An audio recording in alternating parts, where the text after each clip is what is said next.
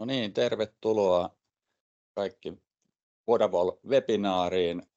Webinaareja on useampia jo pidetty aikaisemmin ja kysehän on Vodavol-julkisivujärjestelmästä, jossa on mukana Afryn lisäksi Konsti, Hilti ja Parok. Ja tällä kertaa webinaari käsittelee aurinkopaneeleita, aurinkosähköjärjestelmiä ja mikä sen ajankohtaisempi aihe tämmöisenä aurinkoisena päivänä kuin aurinkosähköjärjestelmistä käydä sitä läpi ja varmasti monelle mielessä käy myöskin nämä vakuutusasiat ja järjestelmien turvallisuus ja toivottavasti tämän webinaarin jälkeen niin meillä on kaikilla parempi tietämys aurinkosähköjärjestelmien asentamiseen liittyvistä vakuutus- ja turvallisuusnäkökulmista. Olen Marko Latvala, Afryllä projektinjohtaja ja rakennesuunnittelutaustainen. Afryllä tehty useita hankkeita, joihin aurinkopaneeleita on asennettu ja siinä on myöskin näitä asioita, mitä tänään käsitellään, niin oltu siinä konsultoimassa asiakkaita. Tämä webinaarin ohjelmaa. Tässä ensiksi on LähiTapiolan Jussi Lukkarila kertoo taloyhtiökorjauksista, että miten vakuutusnäkökulmasta nämä aurinkosähköjärjestelmät, mitä asioita vakuutusnäkökulmasta huomioitava. Itse sitten käyn aurinkopaneelien asennukseen liittyviä rakenteellisia asioita, mitä pitää huomioida. Ja sitten lopuksi niin aurinkopaneelien energiatehokkuutta, että miten tämä taloudellisesti sitten on hankintana järkevä. Ja tämä meidän webinaarihan on hyvin ajankohtainen. Viikko sitten EU-energiatehokkuusdirektiiviin tuli määräys, että pitää näitä aurinkopaneeleja uusiin rakennuksiin tulevaisuudessa suunnitella.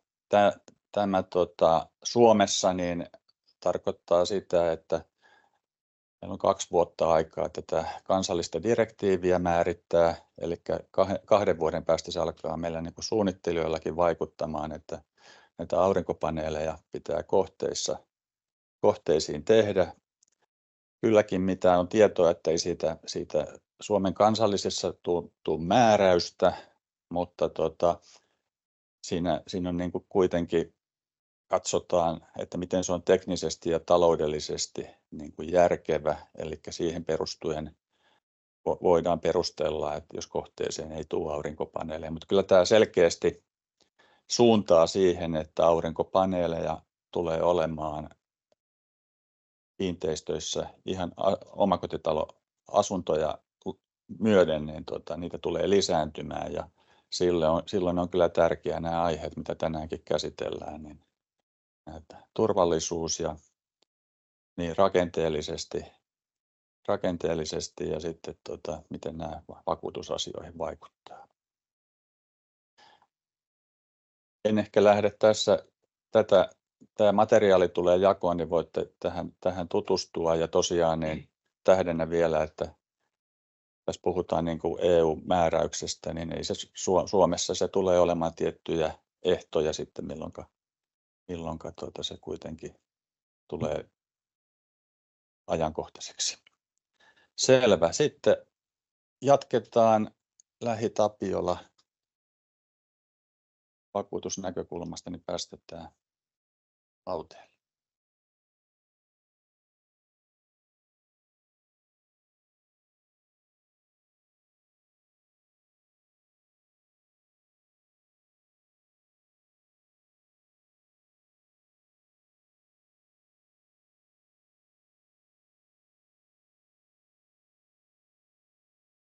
Tervetuloa myös minunkin puolesta.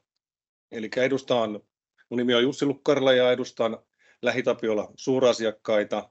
Ja lyhyesti itsestä voisin kertoa sen verran, että 13 vuotta on suurin piirtein nyt riskienhallinta ja underwriting tehtävissä toiminut ja tällä hetkellä keskityn enimmäkseen omaisuuden ja keskeytyksen vahinkolajeihin ja varsinkin nyt asiakkaina on niin kuin rakennustoimiala lähtökohtaisesti. On muitakin, mutta rakentaminen on nyt tällä hetkellä mun toimenkuvassa hyvinkin lähellä. Ja tarkoitus on tänään käydä läpi aurinkosähköjärjestelmien riskejä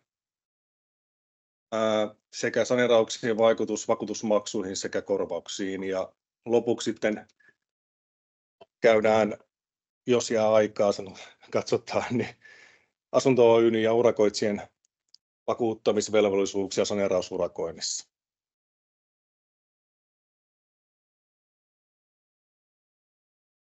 Lähdetään vähän perusteesta liikkeelle, eli lainsäädäntö otin tuohon lyhyesti, ei käydä hirveän syvällisesti sinänsä läpi. Mutta rakennushankkeen ryhtyä on huolehdittava siitä, että rakennussuunnitteilla rakennetaan niin, että rakennuksen käyttäminen ja huoltaminen on turvallista. Tarkoittaa myös korjaus- ja muutostöitä. Ja sitten myös tämän lisäksi rakennuksen paloturvallisuudesta annettu asetus edellyttää aurinkopaneelien vaikutusten tarkastelua rakennuksen paloturvallisuudelle.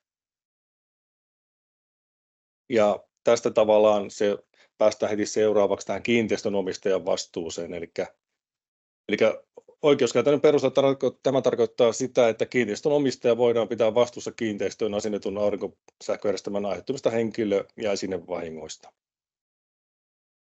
Ja näin ollen se suunnittelutyön lähtökohtana voidaan pitää sitä, että aurinkosähkövoimalan asentamiselle on omistajan lupa ja kiinteistön omistaja on tietoinen toimintaan liittyvästä korostuneesta huolellisuusvelvollisuudesta.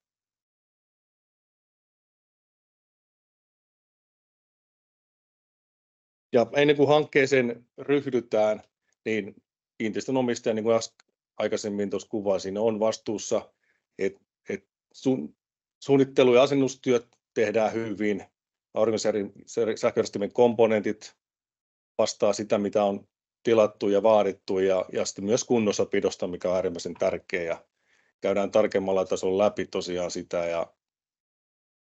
Eli vahinkoriskien ennaltaehkäisyn kannalta merkittävimmät tulokset saadaan aikaiseksi jo aurinkosähköjärjestelmien suunnitteluvaiheessa. Ja varsinkin asennustöissä niin äärimmäisen tärkeänä korostuu kokenut ja asensa osaava yritys. Ja referenssit tuohon korostin sen takia, että LähiTapiola on tehnyt, ja varmaan muutkin vakuutusyhtiöt on herännyt tähän samaan, eli me ollaan satunnaisesti käyty kartoittamassa aurinkosähköjärjestelmiä kiinteistöissä, maatiloilla, ja ihan tarkkaa tilastoa ei ole olemassa, mutta karkeasti arvioidaan joka 10 on huomatettavaa tai vakavia puutteita. Ja muutama kohde on sitten LähiTapiolan tarkastuksen jälkeen laitettu jopa käyttökieltoon. Eli siellä on huomattu se, että ala on vähän kuuma ja huomataan, että tekijöitä on tulossa alalle tosi paljon ja välttämättä kokemusta ei ole sitten läheskään kaikilla. Ja nyt kun varsinkin tämä uudisrakentaminen on hieman taantumassa, niin tässä on pieni vaaran paikka ehkä siihen, että nyt alalle pyrkii vielä enemmän osaamatonta yritystä. Ja tässä kannattaa tosiaan kiinteistöyhtiön olla tarkkana, kun ne valitsee sitä urakoitsijaa, varsinkin tähän asennustöihin. Totta kai suunnittelu myös huomioida. Ja erityisesti riskipaikkoja, mitä mekin ollaan niissä kartoituksissa huomattu, on liitokset, jatkokset, inverterit, DC-kytkimet ja alumiinijohtimet. Ja löysät liitokset on ollut se yksittäinen varmaan isoin huomio, mutta sitten ihan sanotaan niin kuin suurin piirtein ihan väärin kytkökset on ollut merkittäviä puutteita niissä myös. Sitten myös aurinkosähköjärjestelmien komponenteista muutama huomio, eli mikäli vaan mahdollista, niin varmistaa tuotteiden ja komponenttien laatu. Toimitsijoita on varmasti moneen lähtöön, maahantuojia on moneen lähtöön. Ja kannattaa valita semmoinen suunnittelutoimisto, millä ehkä on, tai ehkä se suunnittelutoimisto on oikeampi tässä kohtaa, millä on kokemusta valita oikea komponenttien toimittaja. Asennusvaiheessa on äärimmäisen tärkeää tarkastaa mahdolliset vauriot, jotka on mahdollisesti syntynyt kuljetus- tai asennustoiminnassa. Ja näistä on jo muutamia vahinkoja tuossa syntynytkin ja vaikka mittavia. Eli on huomattu vasta tuommoisen aurinkokenttäasennuksen jälkeen, että on ollut viallisia komponentteja ja uudelleenasennukset on, ja niiden uudelleenasennuskustannukset on noussut sit todella korkeaksi. Yllättäviä kustannuksia ihan pelkästään komponenttivioista. Ja kunnossapito äärimmäisen tärkeä. Siinä vaiheessa, kun hanke on mennyt läpi, saatu järjestelmä käyttöön otettu, niin kunnossapito, ja sitä varten kannattaa hyvissä ajoin laatia kunnossapito- ja huoltosuunnitelma vuositarkastuskäytäntöineen. Tällöin kiinteistön omistajalla pysyy ajantasainen tilannekuva järjestelmän toiminnasta. Ja mitä huomioita aurinkosähköjärjestelmien riskitekijöistä, niin sääolosuhteiden vaihtelu ja luonnonilmiöt. Eli nämähän pitää ottaa vaan huomioon sit myös niin suunnitteluvaiheessa, ja ukkonen rankka raa- ja lumisateet sekä kovat tuulet ja syöksyvirtaukset voivat aiheuttaa vahinkoja. Tuulikuorma vaihtelee suuresti katon eri kohdissa, ja tämä voi asettaa erityisiä vaatimuksia aurinkopaneelin kiinnitysmetodeille. Eli jälleen siihen suunnitteluun. Sitten myös eläinten aiheuttamat vahingot, eli linnut, jyrsijät aiheuttaa vahinkoja katolle ja katolle asennettavat aurinkopaneelit voivat olla houkuttelevia pienille eläimiä lintujen pesinnällä. Erityisesti rotat ja oravat voivat nakertaa kaapeleita ja tehdä oikosulkuja. Eli pidetään puhtaana meidän ne paneelit myös jälkeenpäinkin, kun ne on asennettu. Sitten huomioita aurinkosähköjärjestelmien riskitekijöistä, eli palon kulku ja palovahingon suuruus määräytyy usein sen mukaan, miten nopeasti palo havaitaan ja miten palon havainnut henkilö toimii. Merkittävä on myös, miten sammutustoimien käynnistäminen tapahtuu. Ja kaikki tietää sen, että suurin osa meidän aurinkosähköjärjestelmien asennuksista tehdään katoille, ja sen palon havaitseminen on todellakin haastavaa ja hidasta. Ja silloin ne paloturvallisuusnäkökulmasta viiveet voi olla suuret. Huomioitavaa, että aurinkopaneelit ovat valoisan aikana jännitteisiä, tulipalon riskejä lisääviä tekijöitä ovat myös kunnossapidon vähäisyys, kosteusongelmat ja korroosio. Niin ikään paneelin taakse ja alle voi kerääntyä palavaa materiaalia esimerkiksi lehdistä ja risuista. Eli jälleen päästään sen kunnossapidon tärkeyteen. Pidetään ne paneelit puhtaana ja tosiaan lumikuorma on sitten yksi tekijä, mutta se nyt tulee varmaan kattorakenteiden kantavuudesta enemmänkin.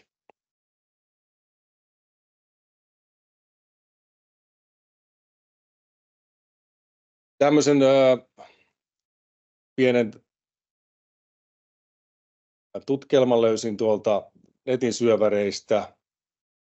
Ja tähän mun LähiTapiolla ei ole vielä omaa statistiikkaa eikä mitään oikeastaan tietoa tästä tarkemmin, mutta tämä on ihan hyvä lukemista, löytyy linkki tuosta, mä en tiedä miten mä saan ne välitettyä vaan eteenpäin, mutta lähinnä kuitenkin tässä on tärkeitä havaintoja, norjalainen yliopiston tekemä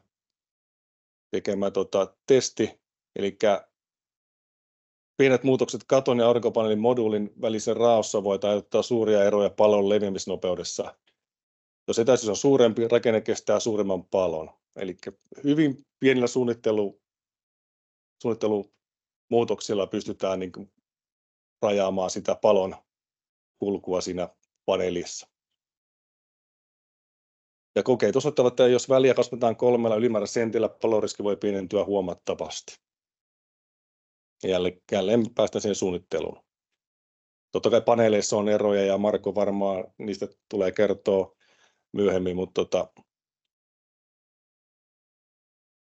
tämä julkisivujen aurinkopaneelit, tämä on niin uusi asia, että mulla ja henkilökohtaisesti ei ole, eikä oikein meidän LähiTapiollakaan vielä ole tästä syvempää tietämystä.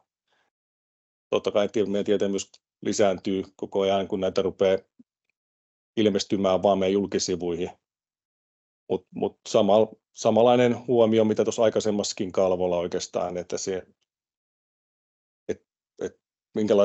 minkälaisia hormi-ilmiöitä tuonne voi syntyä paneelin taakse ja mitä materiaalia käytetään noissa julkisivuissa.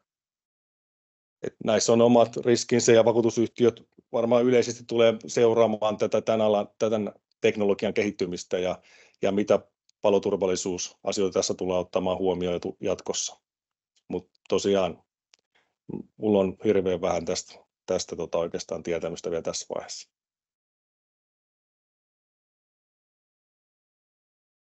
Sitten vähän arkisempaa, eli just se aurinkosähköjärjestelmien turvallisen toiminnan laadun varmistus, eli arkiset toimenpiteet.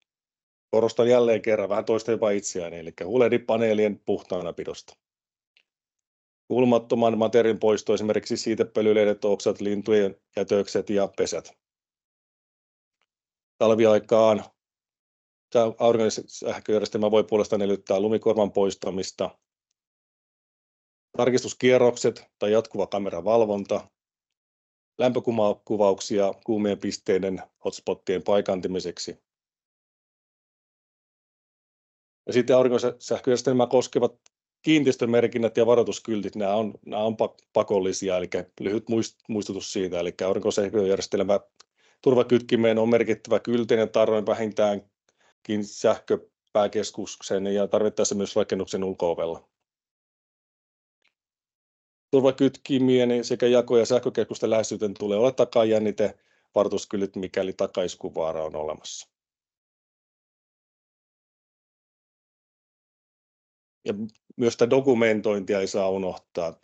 Tämä on myös yhtä tärkeää kuin kaikki muutkin näistä järjestelmien käyttöönotossa. Eli suunnittelu ja käyttöönotto tulee olemaan kokonaisuudessaan dokumentoitu ja dokumentit ovat pyydettäessä helposti esitettävissä. Ainakin seuraavissa osakokonaisuuksista tulee löytyä mustaa valkoisella ja siellä on järjestelmän rakentamiseen liittyvät työselostukset ja vastaanottokatselmukset, aurinkosähköjärjestelmän riskien arviointi ja toimenpiteet tunnistettujen riskien ennaltaehkäisemiseksi, kestävyysarvioinnit järjestelmän aiheuttamasta kuormituksesta kiinteistön rakenteille, tuulikuormien ja syöksyvirtausten laskelmat, pitkän ajan vaikutusten arviointi aurinkosähköjärjestelmän kiinnitysten kestävyydestä. Sitten lisäksi vielä kiinteistön pelastussuunnitelma, jossa on toimintaohje aurinkosähköjärjestelmän sulkemisesta.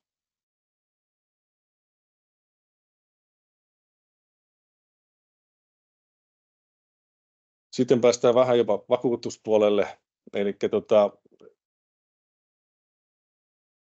mä kerron lähinnä LähiTapiolan käytänteistä. En osaa sanoa, miten kilpailijat tänne varmasti toteuttaa, mutta eli aurinkopaneelijärjestelmä asennetaan liike- tai asuinkerrostalon katolle ja se rakennus on oletetusti vakuutettu täydestä arvosta. Mä en mene sen syvällisemmin näihin termeihin, koska aika ei riitä, mutta yleisin tapa kuitenkin on vakuuttaa tämä. Eli puhutaan vaikka asuinkerrostalo, niin se on lähtökohtaisesti vakuutettu täydestä arvosta, niin tällöin aurinkopaneelit sisältyvät automaattisesti kiinteistön vakuutukseen. Jos poikkeava sitten onkin rakennus vakuutettu vakuutusmäärästä, tosi harvinaista niin kuin asuinkerrostaloissa, niin varmista vakuutusyhtiöstä vakuutusmäärän riittävyys huomioiden järjestelmäinvestointi. Sitten seuraavana on tuo tuotantorakennuksen katolle, niin lähtökohtaisesti tuotantorakennukset vakuutetaan aina vakuutusmääräisenä ja silloin kannattaa varmistaa vakuutusyhtiöistä se vakuutusmäärän riittävyys huomioiden se aurinkosähköjärjestelmän investointi. Mutta tuossa lopuksi voin kuitenkin mainita, että vakuutusyhtiöihin kannattaa olla aina kuitenkin yhteydessä ennen sen hankkeen aloittamista, että varmistuu siitä, että myös se järjestelmä on huomioitu siinä kiinteistövakuutuksessa.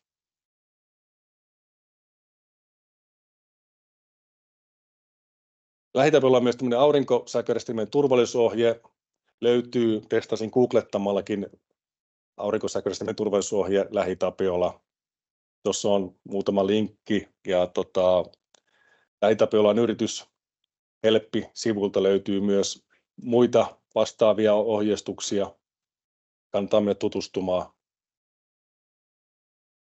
Mutta varsinkin tähän niin teemaan liittyen, niin tuo aurinkosähköjärjestelmien turvallisuusohje kannattaa käydä kyllä sieltä latailemassa.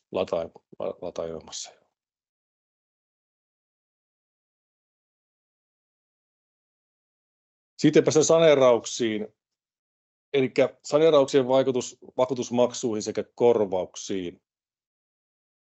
Lähtökohtaisesti kuitenkin kiinteistöomistajalla on kunnossapitovastuu sitä kiinteistöstä, eli pitää asuntojen rakenteet ja eristeet kunnossa ja vastaa muutenkin niin kuin rakennuksen ulkopinnasta ja myös parvekkeen kohdalta. Ja tästä syystä esimerkiksi sateella niin kuin vuotava katto tai sateesta vettyneet seinäeristeet, ne ei ole niin kuin kiinteistön vakuutuksesta korvattavia vahinkoja. Eli katto pitää kunnossa ja julkisivuverhous siinä määrin ehjänä, että sinne ei pääse niin kuin sade satamaan sisään. Tämä on varmaan kaikille hyvinkin selvää. Erikseen on totta kai sit tilanne, missä salama iskee ja puu kaatuu kattoon ja tulee reikä ja sitten sataa vesi siinä saman vahingon yhteydessä, niin totta kai nämä on korvattavia vahinkoja, mutta bitumi repsottaa ja sieltä pääsee sitten saumoihin vesi, niin ne ei valitettavasti ole vaan vakuutuksesta korvattavia vahinkoja. Sitten miten kiinteistövakuutuksen maksu muodostuu ylipäätänsä. Hyvin samanlainen malli on varmasti käytössä kaikilla vakuutusyhtiöillä. Eli siellä maksun suuruuteen vaikuttaa myös niin kuin tilavuustiedon ja omavastuun lisäksi kiinteistön ikä, rakennusluokka ja sitten myös tuo käyttövesiputkiston uusimisvuosi. Eli taas päästään tähän niin kuin saneerauksiin. Eli äärimmäisen iso, hyvä investointi niin kiinteistöyhtiöille kuin taas sitten vakuutusmaksujenkin näkökulmasta. Ja sitten myös vaikuttaa suojaukset, eli onko kiinteistö sprinklaus, paloilmoitin, vuotovahti, kameravalvonta ja vartiointi liikekäytössä.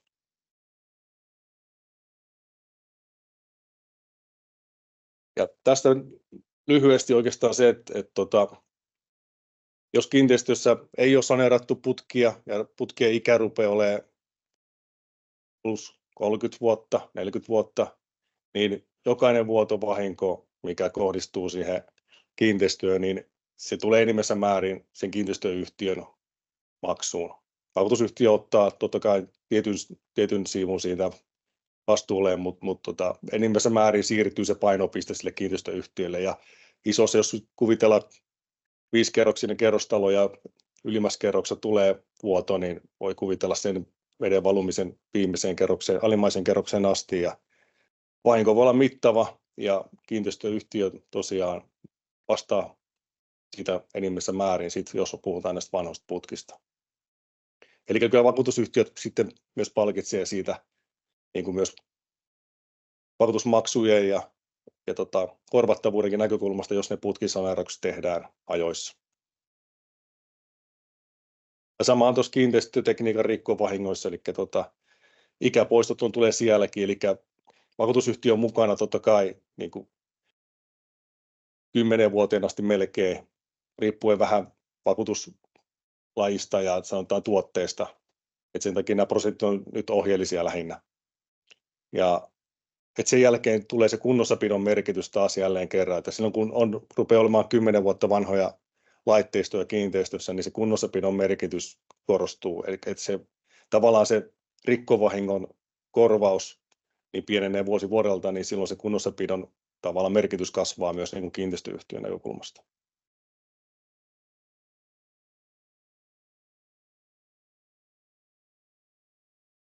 Sitten mä kerron, tämä viimeinen aihe taitaa olla, eli kun on tämmöisiä aurinkopaneeliurakoita tai sitten joku muu putkisaneerausurakka, niin mikä on niin kuin asunto-osakeyhtiön urakoitsijan vakuuttamisvelvollisuudet tässä asiassa. Eli YSEhän määrittelee, jos on käytössä urakkasopimuksessa, niin kuin sovelletaan YSE-ehtoja, niin urakoitsija on velvollinen huolehtimaan kohteeseen rakennusasuntotyön vakuutuksen. Ja tilaaja on velvollinen tarjouspyynnössä ilmoittamaan vakuutuksen sisältyvien sivuurakoiden ja rakennushankintojen ja muiden vakuutuskohteiden arvioinnin arvon.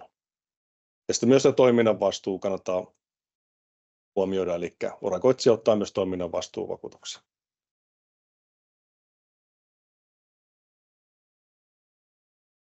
Ja lyhyesti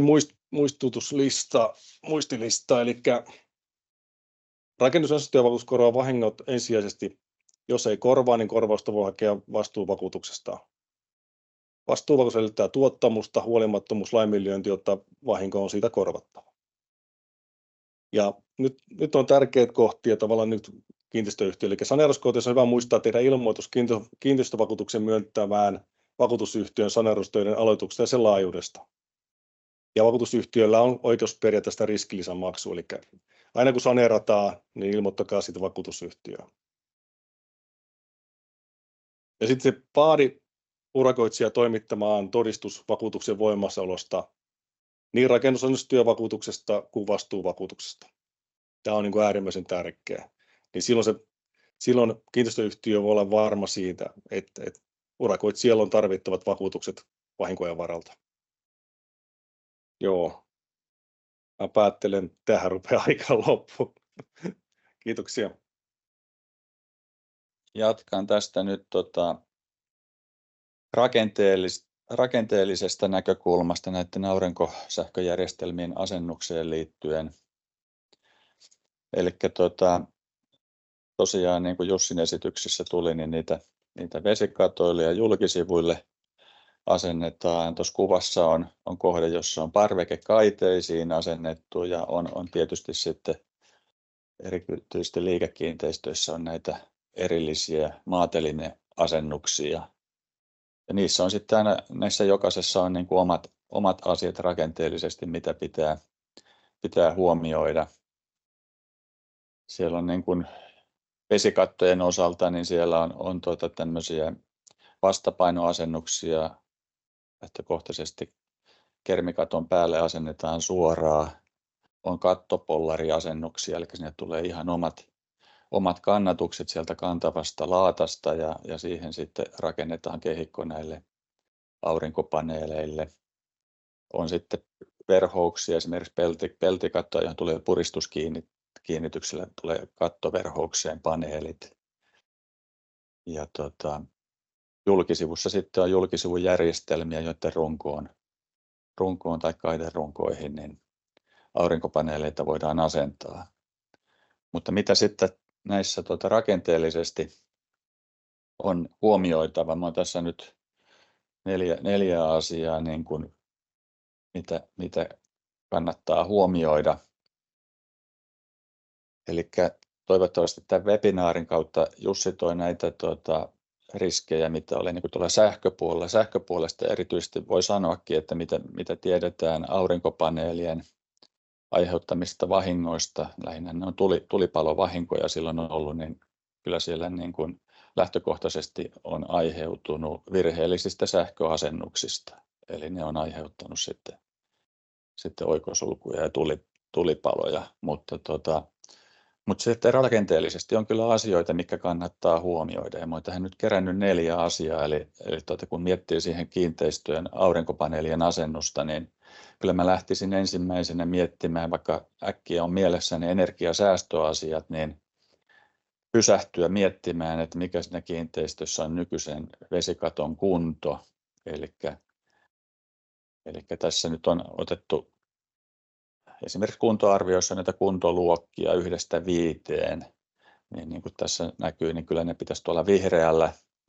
Kunto pitäisi olla hyvä vesikatoilla, että siinä ei niin kuin lähivuosina ei ole tarve sitten paneelikenttiä irrottaa ja siirrellä ja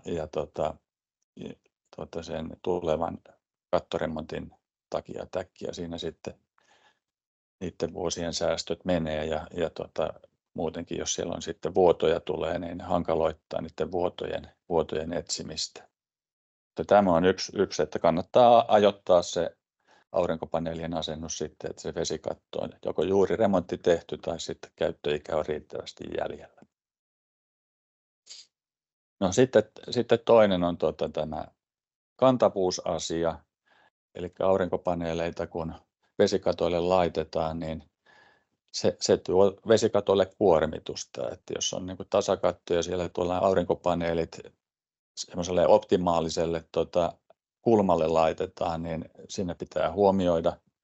Aurinkopaneelithan sinänsä ei kovin paljon paina, siellä tuo nämä vastapainot tuo painoa sinne ja tuosta eri toimijat vähän ohjeistaa, miten paljon aurinkopaneeleille pitäisi omaa painoa laskea, mutta keskimäärin tämmöinen 25 kiloa neliölle aurinkopaneeleille lasketaan, eli sitä kautta ei valtavasti tule painoa, mutta huomioitavaa on sitten, että aurinkopaneelit aiheuttaa kinostumaa vesikatoille, eli lumikuorman kinostuma niin on huomioitava, kun tarkastelee sitä vesikattoa.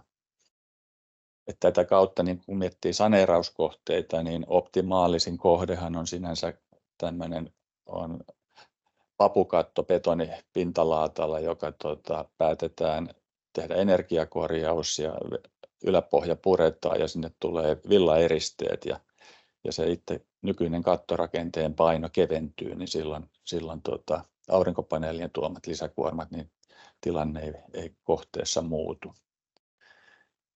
Nämä on niin kuin tarkasteltava sitten aina tapauskohtaisesti. Sitten toinen on, mitä Jussikin otti esille, nämä tuulikuormat, että on kohteita. Tuossa on kuva tämmöisestä simuloinnista, miten on niin kuin aurinkopaneelien tuulikuormia arvioitu. Että se on rakennesuunnittelijan tapauskohtaisesti arvioitava, mikä on tuulikuormien vaikutus kyseisessä kohteessa.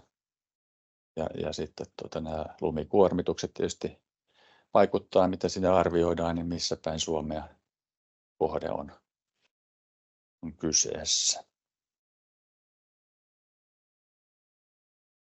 No, sitten tämä paloturvallisuusasia. Tosiaan näitä onneksi ei paljoa kohteita ole, mutta kyllä tämmöisiä aurinkopaneelikenttäkuvia tuolta netin syövereistä aina löytyy, että niitäkin on. Ja tosiaan, niin kuin sanoin, niin lähtökohtaisesti ne on sähköasennuksiin liittyvää, eli se tosiaan sen aurinkopaneelien asennuksen sähköurakoitsijan valinnassa ja tietysti näiden aurinkopaneelien valinnassa niin pitää katsoa, että on turvalliset tuotteet ja hyvä asentaja. Tässä on niin kuin vesikatoilla, jos katsotaan, löytyy tämmöinen kuin aurinkosähköjärjestelmien paloturvallisuususohje. Se on hyvä materiaali, johon kannattaa tutustua, kun aurinkopaneelien suunnitteluun, jos siinä on mukana. Siinä on ne keskeisimmät asiat. Vesikattojen osalta niin siellä olkoon näiden rakenteellisten kantavuuksien lisäksi, niin siellä on lähinnä tämä katemateriaalin valinnassa, että se katemateriaali, mikä siinä katolla on, niin siellä on määritetty, että Proof T2-luokkaa pitää olla. Sepä ei paljon rajaa näitä tuotteita pois, mutta sitten siellä on näissä ohjeissa on paljon hyviä asioita, jotka sitten vaikuttaa tähän turvallisuuteen. Siellä on muun muassa suositellaan, että katolla nämä aurinkopaneelikentät olisi maksimissaan 20 × 20 metriä, ja sitten niiden väliin tulisi vähintään 2 metrin levyinen käytävä. Että siellä on muun muassa tämmöisiä vaikutuksia ja sitten on näitä, miten siellä on nämä paloalueet siellä yläpohjassa, että miten siellä on palo-osastoinnit ja nämä on, niin niitä on kirjattu myös, miten niitä on hyvä huomioida tässä paneelien valinnoissa, miten ne sijoitetaan. Ja paneelien asennuksesta vesikatoille, jos mietitään, niin siinäkin on niin kuin tehtävissä simulointeja, että on vesikattoja, jossa on tämmöisiä katvealueita, on ne sitten naapurikiinteistöjä tai konehuoneita tai näin, niin sillä on sitten merkitystä, kun lähdetään miettimään sen paneelien energiatehokkuutta, niin sekään ei ole ihan yhdentekevä kannattavuusnäkökulmasta, miten ne paneelit sinne vesikatolle sijoitetaan. Julkisivujen osalta Tämä on tietysti, olemme Vodafone-webinaarissa Vodafone julkisivujärjestelmän osalta, niin jos siihen paneelit asennettaisiin Vodafone-järjestelmän ulkopintaan, niin siinä on myös huomioitavaa, että nämä paneelit, niin ne täytyy täyttää näiden rakennuksen ulkoseinien ulkopintojen ja tuuletusrauhan pintojen luokkavaatimukset. Eli siinä täytyy aurinkopaneeli, niin täytyy täyttää sitten, mikä on rakennuksen paloluokka, niin se paneelilla täytyy olla luokiteltu sitten se materiaali, että mikä on sen aurinkopaneelin paloluokka. Ja tämä on niin kuin tilanne, että niitä on hyvin vähän, että Suomessa ei tällä hetkellä taida olla kuin yksi paneeli, jolta löytyy tuo paloluokkaesitys. Voi olla, että en tiedä kaikkia, mutta huomioitavaa on se, että siihen kannattaa kiinnittää huomiota, että kun paneelit ulkoverhoukseen määrittää, että se on varmasti myöskin niin kuin paloluokiteltu tuote.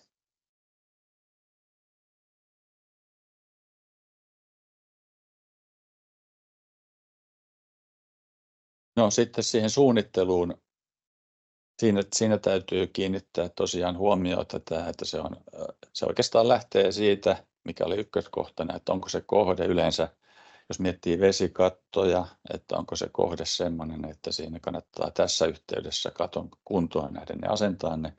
Mutta jos on tehty se päätös, että sitä lähdetään aurinkopaneeliasiaa selvittämään, niin se lähtee tästä kantavuustarkastelusta, että onko sinne katolle paneelit asennettavissa.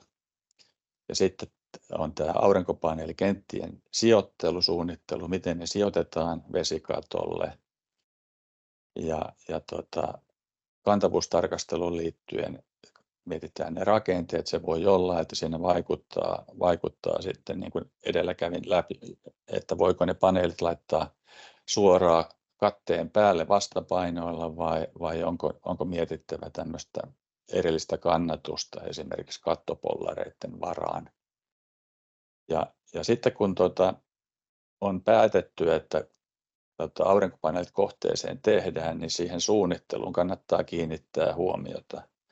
Että itsellä on ainakin kohteita tiedossa, jossa se aurinkopaneelitoimittajat on niin kuin sähköasennusfirmoja lähtökohtaisesti, niin liian usein siellä kohteissa niin kuin on paljon asioita, jotka jää huomioimatta. Siellä tulee paljon kaapeleita rakennuksen vesikatolle, niitä saattaa tulla konehuoneiden seinästä, saattaa tulla sieltä vesikaton läpi, ettei me näiden aurinkopaneeliasennuksien kautta aiheuteta sitten niitä vesivuotoriskejä vesikatolle, puhumattakaan sitten, että siellä tulisi näitä kantavuusongelmia. Toinen asia sitten, että lupa-asiat. Aurinkopaneelien asennus ei yleensä vaadi rakennuslupaa. Toimenpideluvan se saattaa kunta kaupunkikohtaisesti vaatia, mutta se on hyvä myös varmistaa kyseisestä kunnasta tai kaupungista, että mikä siellä on käytäntökohta, koska siinä on nyt ainakin tällä hetkellä kovasti vielä vaihtelua. Ja sitten lopuksi lisäsin tänne, siinä oli varmasti Jussin esityksessä, oli LähiTapiolalta oli ohjeistus, niin sitten tuon Helenin osalta voisi avata myös sen pikaisesti, jos meillä on tässä vielä vähän aikaa. Eli hetkonen, laitetaan jako vielä, että pääsette tekin näkemään. Niin nämä linkit, niin Jussin kuin mun linkit, niin on näissä esityksissä, niin pääsette niihin sitten vielä omatoimisesti tutustumaan. Pääseekö vaihtamaan? Aha, joo. Joo, eli täällä on niin kuin tähän suunnittelun lisäksi, niin tosiaan on mitä asioita. Tässä ohjeistuksessa on muistilistana tähän suunnittelijoille, mitä asioita on huomioitava aurinkopaneelien suunnittelussa, kun niitä sijoittaa. Sitten mennään siihen toiseen kohtaan, on asennus. Joo, sinne alaspäin.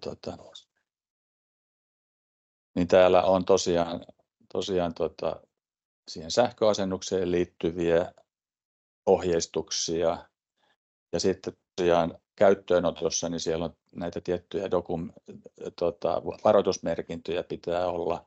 Ihan jo senkin takia, että sitten jos tulisi tulipalo, niin pelastustoimi tietää, että siellä on tämmöinen aurinkosähköjärjestelmä ja siellä on ohjeistus sitten, miten eri vaihtoehtoja esimerkiksi pelastustoimella on, kun kohteeseen tulisi, että miten ne ottaa sieltä virrat pois päältä. Niin tässä on erittäin hyviä aurinkopaneeleihin liittyviä asioita, jotka on syytä lukea läpi, kun näiden kanssa on tekemisissä. Hyvä. Sitten meillä on vielä seuraavaksi Sakari.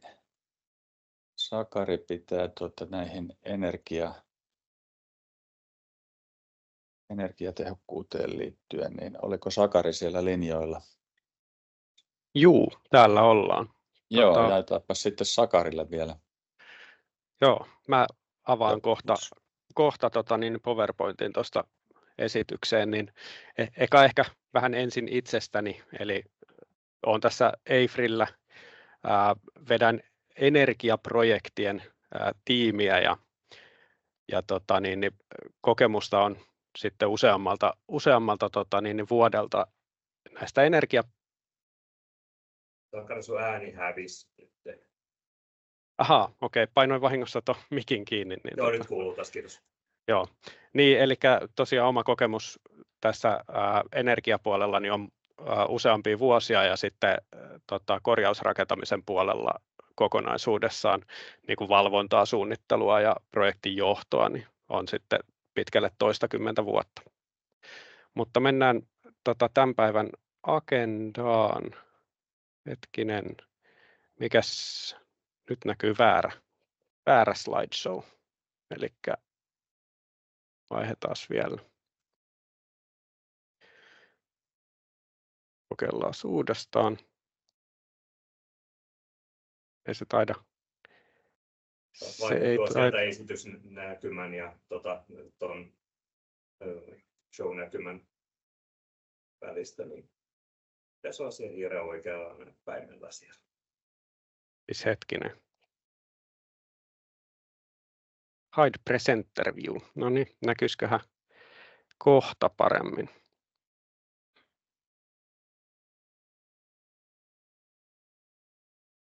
No niin, nyt pitäisi näkyä oikein vai? Kyllä. Hienoa. Kiitos, mennään eteenpäin. Eli katsotaan ensin vähän aurinkopaneelien suosio, mistä se johtuu tällä hetkellä, mikä siinä on tilanne nyt ja sitten tulevaisuudessa. Sitten vähän noita hyödyntämistä, että miten niitä kannattaisi sitten lähteä ajattelemaan kiinteistöön ja sitten katsotaan vielä yksi esimerkki tuossa. Niin mä luulen, että sillä päästään hyvin eteenpäin. Eli tällä hetkellähän aurinkopaneelien kysyntä viime vuosina, niin se on ollut aika eksponentiaalista kasvua tässä. Eli meillä on nämä pientuotantopuolen, eli alle 1000 kilowattia, niin tarkoittaa silloin asuinkiinteistöjä ja sitten pienempiä liikekiinteistökenttiä, niin niiden määrä on kasvanut, niin kuin, jos se nyt ihan tuplannut, niin ainakin 30% vuosittain. Ja näyttää siltä, että vuonna 2023 niin ollaan hypätty tuosta vähän reilusta 600 000 kilowattista niin tuonne 1000 tai 1000 kilowattiin, anteeksi sanoin väärin, eli 600 000 wattia niin 1000 kilowattiin. Ja ehkä verrattuna tuohon Olkiluotoon, niin siellä sitten puhutaan vähän eri kokoluokasta vielä, eli se menee sitten paljon isompaan määrään, eli siellä puhutaan tuhansista megawateista. Mutta tässä niin kuin viime vuosien kasvun on ehkä aiheuttanut enemmänkin se, että nyt on valtion toimesta tuettu ja rahoitettu näitä energiaprojekteja, jotka tosiaan se tuki loppui nyt sitten tuohon vuodenvaihteeseen. Eli ne, mitä on viime vuonna aloitettu ja haettu tukia, niin saadaan kyllä tänä vuonna varmasti ne myönnetyt tuet sieltä pois, mutta uusia ei tällä hetkellä tule. Ja sitten oikeastaan nämä paneelien hinnat on ollut vähän koholla sen takia, että niitä on tosiaan tuettu ja uusia tekijöitä ja kysyntää on ollut paljon.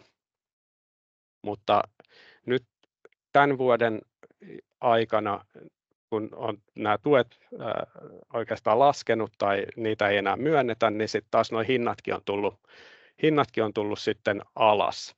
Ja sitten samaan kun yhdistetään toi, että oikeastaan yksittäisten paneelien tehot on noussut ihan huomattavastikin tässä viimeisen 5 vuoden aikana, että about 50% saadaan enemmän tehoa yhdestä paneelista, niin silloin kaikki tämä yhdistettynä, niin nyt ollaan ehkä sellaisessa pienessä suvantovaiheessa tuon paneelien hintapiikin kanssa, eli nyt voisi olla hyvä aika miettiä, että olisiko siihen omaan kiinteistön ajankohtaista hankkia sitten näitä aurinkopaneeleita. Ja tuossa nyt on vielä mainittuna toi järjestelmien hinta per kilowatti, eli se on about euro tai euro 20 senttiä per kilowatti. Eli jos mennään vähän siitä sitten yli, niin rupeaa tosiaan olemaan pikkasen jo kallista tällä hetkellä. Sitten ehkä mitä niin kuin tulevaisuuden näkymiä tuossa Marko mainitsikin jo nämä EUn energiatehokkuusdirektiivit ja siihen tehdyt muutokset. Eli tällä hetkellä tilanne on se, että meillä on tämä EUn direktiivi tehty ja siitä sitten tulee kansallisesti aina nämä laki- ja säädösmuutokset. Eli niille on varattu aikaa tuohon 2026 asti. Mutta tässä on ehkä sellaisia niin kuin asioita, että sitten kun nämä lait tulee voimaan, niin ei kannata sitten siinä vaiheessa ruveta miettimään, että mitä pitäisi tehdä, vaan kyllä tässä pitää olla vähän ennakoivampi, koska sen jälkeen ne tulee suunnitteluun huomioitavaksi, mutta on asioita, niin kuin nuo julkisen puolen rakennukset, niin siellä täytyy sitten olla jo tekemässä muutoksia noihin jo vanhoihinkin kiinteistöihin, eli 2000 neliötä olevat kiinteistöt, niin niissä rakennuksissa täytyy huomioida sitten jo vuonna 2026, että mitä siellä tehdään tämän aurinkoenergian hyödyntämiseksi. Siitä ei ole sitten erikseen ehkä tässä direktiivissä mainintaa, että mitä se tarkoittaa se aurinkoenergian hyödyntäminen, että se ei välttämättä ole pelkästään aurinkopaneeleita, mutta se on tietysti ehkä helpoin tapa hyödyntää sitä. Ja mitä se sitten tarkoittaa paneelien kysynnän kannalta, niin tuossa sanotaan nyt tämän vuosikymmenen jälkipuoliskolla, niin rupeaa olemaan aika paljon lisäkysyntää paneeleille. Toivottavasti tuotantokin pysyy mukana siinä. Eli EU-direktiivihän käsittää sitten koko EUn aluetta, eli se ei ole pelkästään Suomen alue, missä tätä kysyntää sitten ehkä nousee.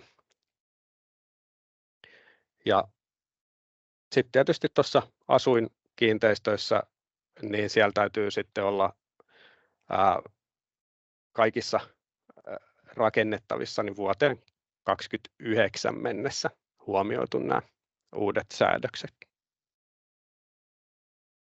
Mutta suunnittelussa ne täytyy huomioida jo sitten vuonna 2026. Eli vähän tälleen porrastetusti, mutta kysyntä tulee hyvinkin niin kuin nousemaan.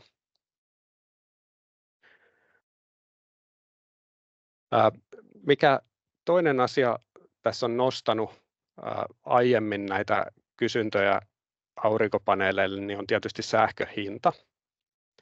Ja tässä meillä on esitetty kuvaajassa niin määräaikaisten sopimuksien hintatietoa vähän sen soppareista. Ja nämä nyt käsittää kerrostaloasuntojen ja sitten pientalojen hinnat, eli ne liikkuu hyvinkin lähekkäin. Ja siellä huomataan, että pari vuotta sitten oli vähän maailman tilanteeseen liittyen niin tällainen aika isokin hintapiikki, mutta mikä on huomioitavaa mun mielestä on se, että meillä on jatkuvasti nousussa tämä sähkön hinta pidemmälläkin jaksolla. Et tällä hetkellä, kun ollaan menossa kohti kesää, niin hinta tulee vähän alas, mutta todennäköisesti se sitten jatkaa suurin piirtein tuolta linjaa ylöspäin. Ja tämä tietysti vaikuttaa sitten tulevaan kysyntäänkin myös. Eli mitä korkeammalla sähköhinta, niin sitä kannattavampiahan nämä aurinkopaneelijärjestelmät on.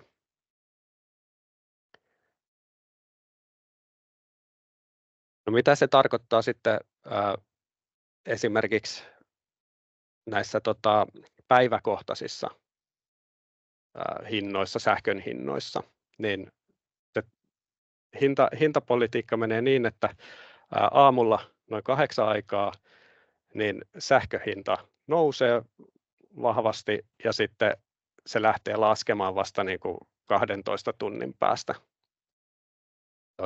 kello 8 illalla. Ja tämä on ehkä sellainen asia, mitä niin on hyvä myös tiedostaa aurinkopaneeleita suunniteltaessa ja sitten varsinkin niiden sijoittelusta, että miten se vaikuttaa esimerkiksi, että onko se minkälaisessa kallistuskulmassa ne paneelit asennetaan, niin että mihin se maksimituotto silloin, mihin kellonaikaan se tulee sitten näistä paneeleista. Vaikka tiedokset noin 4 minuuttia aikaa. Okei, no mä pistän vähän sen hoppua tästä sitten eteenpäin, mutta tämä on selkeä trendi, eli aamulla on hintapiikki, sitten se vähän päivällä hellittää ja sitten taas illalla on toinen. Ja sitten auringonliike taivaalla, niin tämä joudutaan nyt valitettavasti menemään vähän kiireemmin. Ja sitten mä tein tällaisen laskennan tästä asennuskulmasta, eli ideaalikulma, mistä Markokin tuossa mainitsi aiemmin, niin on 45 astetta about. Ja sitten taas, miten esimerkiksi se suhteutuu tai vertautuu tuohon seinäasenteeseen, mikä on sitten 90 astetta, niin huomataan että me jäädään näissä tuotannoissa, maksimituotannoissa, niin 25% sen alle. Mutta tämä on laskennallinen huomio, ja tämä ei ehkä kerro koko totuutta siitä, että kannattaako se nyt asentaa 45 asteen kulmaan vai 90 asteen kulmaan. Mutta antaa vähän osviittaa siitä. Ja mikä tässä on myös huomionarvoista on se, että täällä niin kuin talvikuukausilla niin meillä on sitten pienemmät tuotot näillä 45 asteen kulmassa olevilla kuin sitten taas näissä seinäasenteisissa malleissa tai pystyasenteisissa. Eli siellä saadaan ehkä vähän kalliimman sähkön hintaan ja sitten pimeämmälle vuodenajalle niin saadaan paremmat tuotot tuolta. Ja mä laitoin tähän linkin tuonne tuollaisen yleiseurooppalaiseen laskuriin, missä pääsee sitten vähän sen laskeskelemaan näitä, jos kiinnostaa, niin voi klikata sieltä. Yksi esimerkkikohde, eli tässä lähdettiin tutkimaan sitä, että miten me saadaan kattopinta-alaa mahdollisimman paljon hyödyksi. Todettiin, että saadaan 35 kilowattipiikkisellä järjestelmällä, niin saadaan 87% sähköstä omaan käyttöön. Tämä on siis asuintalo, missä on about 20 asuntoa, taisi olla 21 ja silloin tätä pystyttäisiin hyödyntämään asukkaiden sähkössä tätä, niin kuin toi 87%. Ja se, että me saadaan sinne katolle asennettua, kun se on tasakattoinen, niin hyvän määrä sitä aurinkopaneelia ja niin saadaan siitä eniten tehoa, niin silloin se pitäisi asentaa 10 asteen kulmaan se paneeli, joka sitten taas ei aiheuta niin paljon varjostuksia esimerkiksi viereisiin paneeleihin. Ja sitten kun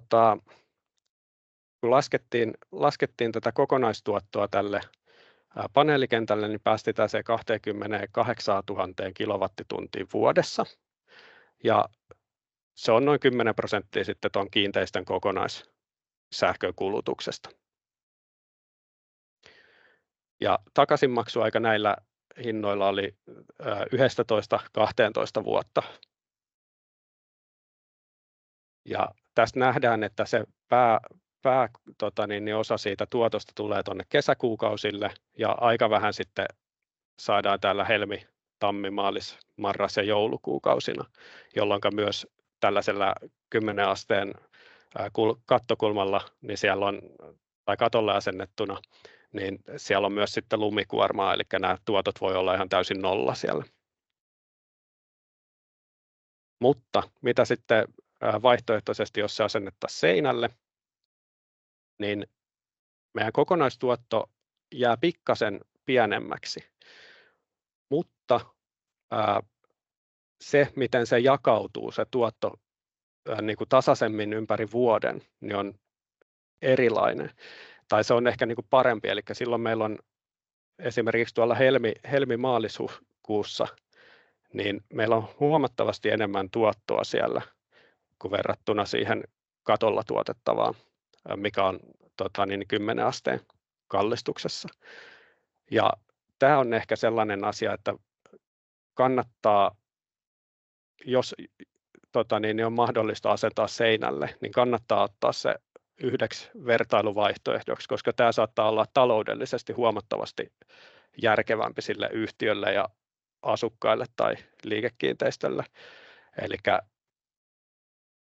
siinä voi olla kyllä ihan potentiaalia, että saadaan tuolla tuotettu kalliin sähkön hinnalla niin omaa tuotantoa ja leikataan sitä ostosähkön tarvetta. Mutta siinä on ehkä niin kuin lyhykäisyydessään tämä ajatusmalli tuosta seinäasenteisista paneeleista. Eli mun mielestä se on ihan varteenotettava vaihtoehto, ja varsinkin kun nyt lähdetään vielä tuottamaan sitä aurinkosähköä niin kuin enemmän julkisten rakennusten puolelta, niin silloin mä olettaisin, että ensin sähkön hinta tulee laskemaan täällä kesä-, heinä-, elokuussa huomattavasti, koska se on se perinteinen tapa, millä näitä asennetaan näitä paneeleita, ja sinne se todennäköisesti nyt ensisijaisesti keskittyykin, mutta sitten taas se energiantuotto täällä talvikuukausilla tai kevätkuukausilla, niin se säilyy suurin piirtein samana kuin tälläkin hetkellä. Anteeksi, meitä alkaa Sakari aika ole lopussa, kello on nyt jo 11.